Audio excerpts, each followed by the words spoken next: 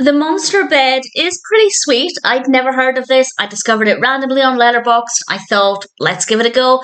And I'm pleased I did. I probably won't ever watch it again, but as a one-time watch, it was good fun. This was an animated short film released in 1989. I believe it actually aired as part of the ABC weekend specials. I don't know if it ever aired in the UK. If anybody over here ever remembers watching it, I'd love to know that. And this is actually based on the book by Susan Varley and Jeanne Willis. And we have a brilliant voice cast, including Charlie Adler, Brandon Crane, Peter Cullen, Katie Leigh, Laurie O'Brien, and Hank Saroyan. And this is about the monsters under the bed, but with a twist. Because we have our protagonist, a boy called Lewis, who is scared of the monsters in his closet, and his sister tells him the monsters are under the bed, not in the closet. And the next thing we know, he is in the monster world, but the monsters are scared of him. The monsters think the humans who live above on the bed are going to come down and eat them. And I thought that that was a really interesting twist. And it really helps to introduce children to the concept that people can fear us as much as we fear them.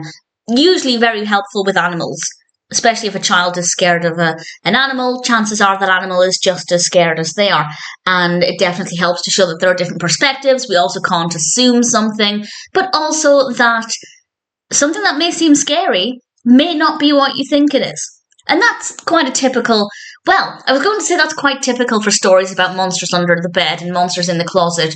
It is. There are definitely other films that deal with that, but there are also some very creepy children's cartoons that definitely make monsters under the bed seem quite scary. They're very fun, but I feel like the message in this one is maybe a little bit more helpful in helping to show that actually just because it's the unknown, just because you don't know what the monsters are like, it doesn't mean they're bad. It doesn't mean they're evil. It doesn't mean they're going to eat you. And the monsters have to learn the same thing with the boy as well. So the narrative is great.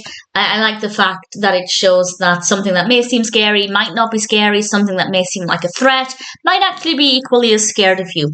And then we have some delightful animation. I love the animation style for this. It definitely feels kind of very late 80s, early 90s, and I rather like it. The design of the monsters, very, very cute, and the colour palette is gorgeous. We have a lot of bright colours, and it's stunning to look at, and the narrative is very well done as well. The pacing is great, and the messages are very clear. The characters are very likeable, and the voice acting is brilliant. So absolutely no complaints here at all. I haven't read the book, so I have no idea how it compares to the book.